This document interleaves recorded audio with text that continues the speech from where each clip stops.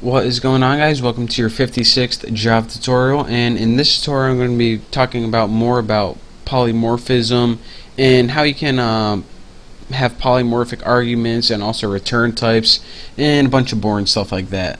But I'll try to make it a little exciting, and maybe I'll tell a funny story. Maybe I won't. I guess you guys are going to have to wait and see. If you've been following my tutorials, the first thing you probably noticed is I made a new class called Fatty.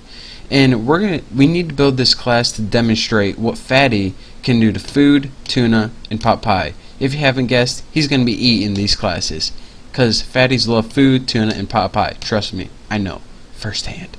I'm fat. I love them. So we made this Fatty class. Now let's go ahead and make a simple method in here. It's going to do public void digest, which pretty much means eat. But we can't have eat tuna because eat is already method in here. So we're going to have digest, and as a parameter is going to take a food object. So let's go ahead and type food x, and now we can go ahead and do something with that object. Let's tighten that up a bit. That's what she said. So now we're going to pass in a food object, and when we pass in a food object, we're going to take that object, which is now named x, and we're going to call the eat method to that, and bam, that's all we're going to do. So here's what we can do right now.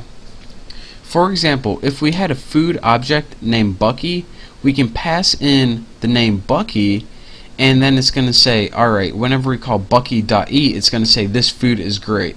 So whenever we pass in a food object, it's going to call that food method, which is eat right here.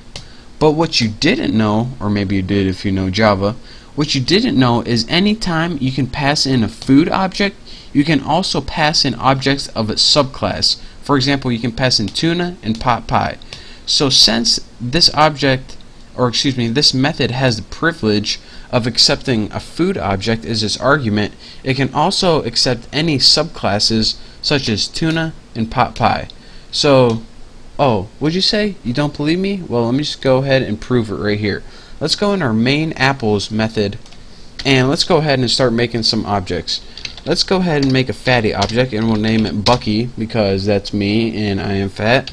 We'll say equals new fatty with no parameters. So what we did here is we created a fatty object named Bucky. And let's go ahead and now, once we can use this fatty class, let's go ahead and give us a way to use the food objects. So let's go ahead and create food. We'll create FO for food objects equals new food. And why do we need to create a food object? Because, first of all, put your semicolons. Get out of my way, box. That's what he said. And I crack myself up sometimes. And why did we need to create this object for food? Well, because this method takes an argument that's a food object, so that's why.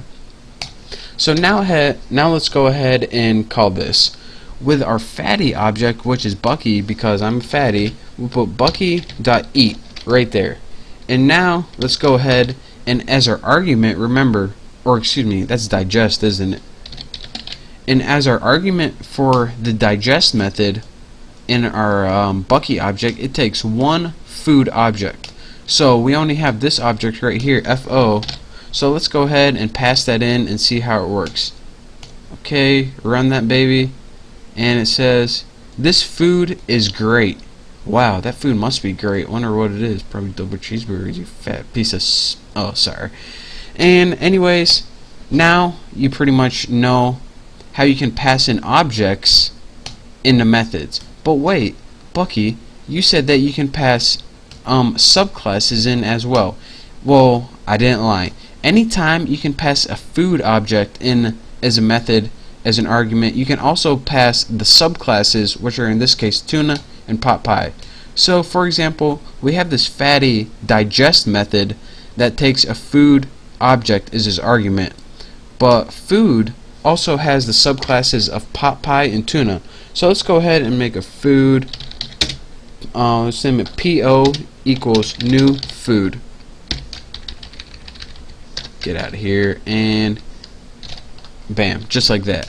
So not only can we pass in this superclass of food object, we can also copy this because we're lazy, and we can also pass in this object PO, which would be the pot pie. So let's go ahead and run this, and it'll be new pot pie like that. And let's run it and see what we got. This food is great, this pot pie is great. So what point am I exactly trying to make? Well, what we did right here is this. We created an object named Bucky so we can use all the stuff in this fatty class right here. And the only thing is this digest method, so you know, we don't have a whole lot to work with here. We also created a new food object because this digest method, it took a food object as its argument. Now after that we created a pot pie object. Now this pot pie object is a subclass of this food superclass. So anytime this digest method can take a food argument, it can also take a tuna or a pot pie argument as well. So then I proved that to you guys because I know I'm a liar and I had to prove it to you guys. I called that Bucky object with digest as the food object is my argument, and I also called the pot pie object as my argument. So that is pretty much a way that you can have polymorphic arguments, and you can also have polymorphic return types in the same way. So we just went over arguments right here, but you guys can figure out just return any other one if you want. So that's that for this tutorial. Hopefully you guys learned. If you didn't, then you know, I don't know what else to do. Watch the rest of my tutorials, I guess. Oh, disgusting story. I told you guys that I'll tell you. One of my friends, she went to a well, I don't want to say the name of the restaurant, but she went to a fast food restaurant before, and she got this chicken sandwich, and she bit into it, and it was like creamy in the inside, and she's like, oh cool, like a new cheese on the inside. Must be like a cheese filling or something like that. It tastes like blue cheese or something. Well, anyways, she ended up getting food poisoning, and they found out that in the center of the chicken, it wasn't a filling, it was actually pus in the center of the chicken. So when she bit into it, pus burst out, and she thought it was filling, and she just ate it anyways, and yeah, she got food poisoning. So if you think that's disgusting, leave me a comment, and if you never want to eat a chicken sandwich again, then I don't blame you.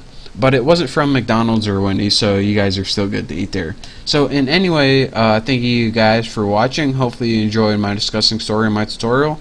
So I look forward to teaching you some more, so I will see you next time. Oh, by the way, don't forget to subscribe.